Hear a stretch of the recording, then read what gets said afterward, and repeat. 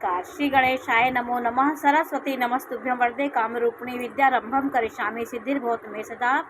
शिव शक्ति को coat coat प्रणाम। मेरे श्रोतागण, मैं आपको देव, मनुष्य और राक्षस गण के बारे में जानकारी दे रही हूँ कि आप अपने नक्षत्र को जानिए, आप अपने गण को जानिए कि आप देवगण है, मनुष्य गण है कि राक्षस गण है। ये 3 गण में मनुष्य की श्रेणी बताई गई है।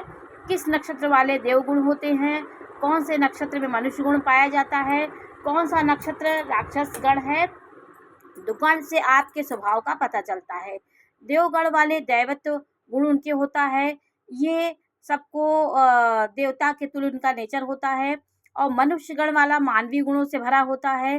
राक्षस गण वाला व्यक्ति के अंदर ऊर्जा, जुनून, साहस और कर्तव्य को करने की और एक अपने काम निकालने की सारी कला उसके अंदर होती है। वो हारी नहीं मानता है। तो राक्षस के अंदर ऊर्जा होती थी और देव के अंदर ज्ञान होता था और वो जल्दी से देव भयभीत हो जाते हैं। तो देवगण जो व्यक्ति होता है वो आदर्शों पे चलता है और जल्दी भयभीत हो जाता है। लेकिन जुनून राक्षस गण वालों के अंदर होता है। वो किसी कार्य को करते हैं तो पूरा उसको जुनून के साथ करते हैं। उसमें हानि लाभ अपने काम के लिए वो किसी को अपने काम निकालने, किसी का अनित भी करने की उनके अंदर स्वभाव होता है। इसलिए 3 गुणों का मेलापक बहुत ज़रूरी होता है। देव का मेल हो गया तो बहुत अच्छा जीवन चलता है, क्योंकि देवत्व उसके अंदर भी है, देवत्व आपके अंदर भी है। तो दोनों पार्टनर के अंदर मतभेद बहुत अच्छा तालमेल होता है। मनुष्य का भी अच्छा चलता है।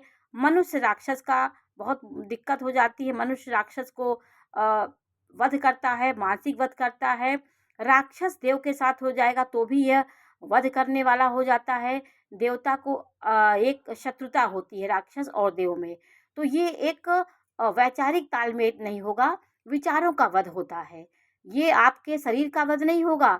आप जीवन तो जीवेंगे, लेकिन आप मर्यादाओं से दबे होकर जीवन तो चलाएंगे, लेकिन आपके विचार, उसके विचार एक दूसरे का हनन होता रहता है।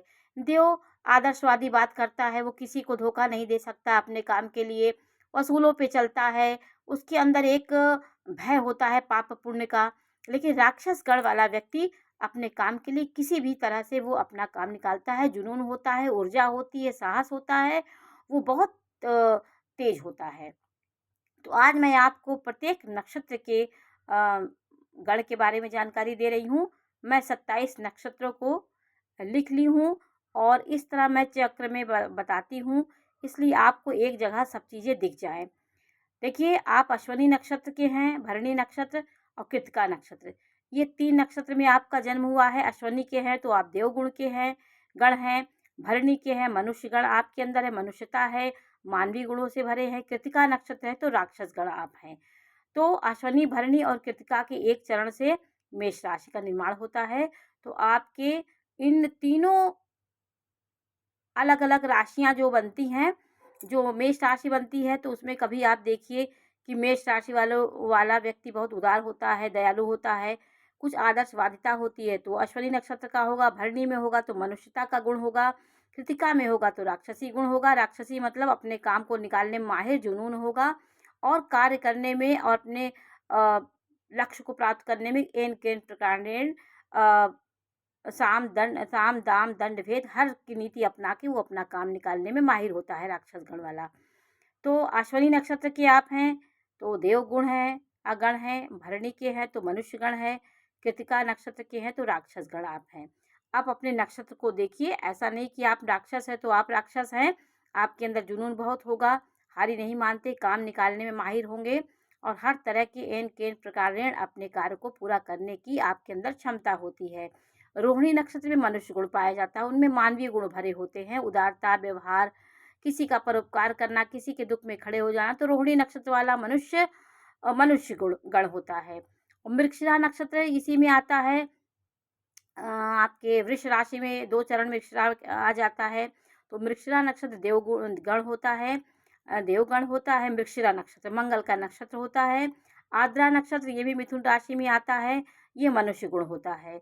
पुनर्वसु नक्षत्र है तो ये देवगुण होते हैं। और पुष्य नक्षत्र आपका है तो पुनर्वसु पुष्य नक्षत्र ये देवगण होता है। अश्लेषा नक्षत्र राक्षस गण होता है। मघा नक्षत्र भी राक्षस होता है, क्योंकि इसके अंदर भी जुनून, ऊर्जा और अपने काम निकालने के लिए ये सतत प्रयास में रहता है। एन केन प्रकारेण साम दाम दंड भेद की नीति अपना के ये अपने काम बनाने में माहिर होते हैं राक्षस गण वाले। पूर्वा फाल्गुनी नक्षत्र मनुष्य गण है। और उत्तरा फाल्गुनी नक्षत्र जो है ये एक चरण सिंह राशि में आ जाता है और 3 चरण वो कन्या राशि में आता है। तो उत्तरा फाल्गुनी नक्षत्र है तो मनुष्य गण आप हैं। हस्त नक्षत्र के आप हैं, इसी में आ जाता है। चारों चरण कन्या राशि में आ जाते हैं तो देवगण आप हैं। आपका चित्रा नक्षत्र के 2 चरण कन्या राशि में आ जाते हैं, चरण तुला राशि में आ जाते हैं। तो चित्रा नक्षत्र राक्षस गण होता है। आपके नक्षत्रों से आपके स्वभाव में परिवर्तन होता है, भले आपकी राशि कन्या है। तो जो नक्षत्र के जो गुण होते हैं वो आप में आ जाते हैं, इसलिए एक ही नक्षत्र के लोग कई प्रकार के अलग अलग भिन्न भिन्न स्वभाव होता है। उत्तरा फाल्गुनी नक्षत्र मनुष्यगण, हस्त नक्षत्र देवगण और चित्रा नक्षत्र राक्षस गण होता है।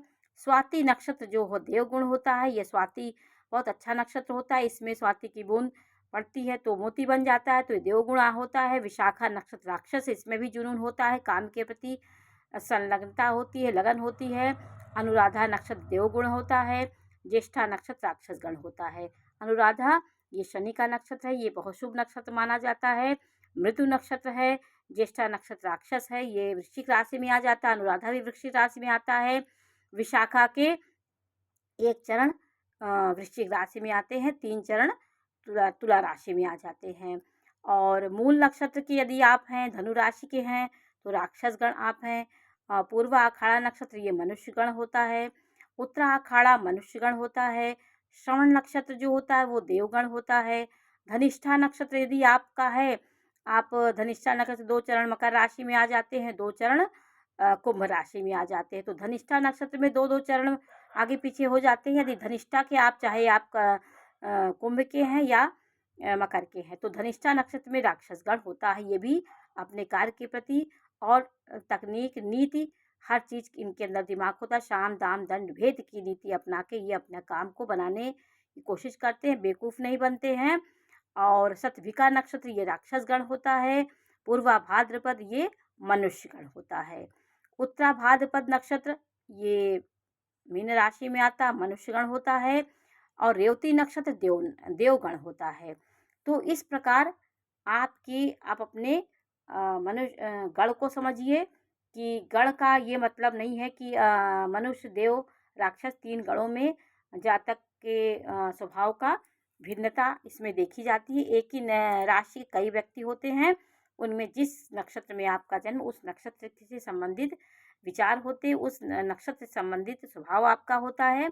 इसलिए एक राशि के भिन्न भिन्न लोग होते हैं, आप इसको समझ सकते हैं। आप अपने गण को भी समझें, देव, राक्षस, मनुष्य, ये गण आपके स्वभाव को बताते हैं, वैचारिक तालमेल को बताते हैं। यदि मनुष्य को मिल गया तो बहुत अच्छा व्यवहार होता है, व्यवहार आगे बढ़ता है। मनुष्य राक्षस में नहीं पट पाती, राक्षस देव में नहीं पट पाती है। राक्षस में बहुत सुंदर तालमेल बनता है, क्योंकि उसकी मनोवृत्तियाँ एक जैसी होंगी।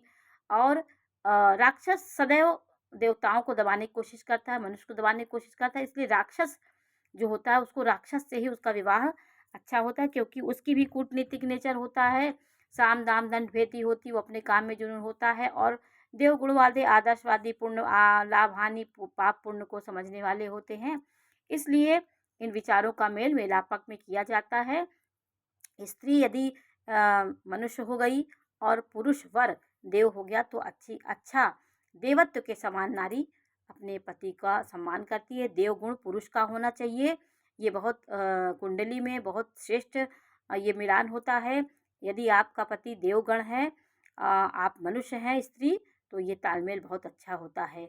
मनुष्य यदि पुरुष हो गया तो भी तालमेल बनता है, लेकिन देव और मनुष्य का यदि संयोग हो जाता है तो पति यदि देव है, क्योंकि पति को वर बोला जाता है, वर माने बड़ा, तो पति सदैव देव होना चाहिए। अगर मनुष्य पत्नी है तो बहुत अच्छा तालमेल होता है।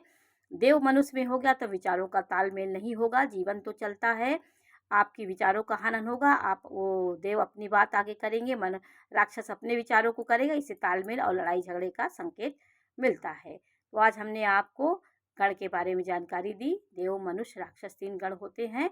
आप अपने नक्षत्र देखिए कि आप किस गण के हैं। नमस्कार।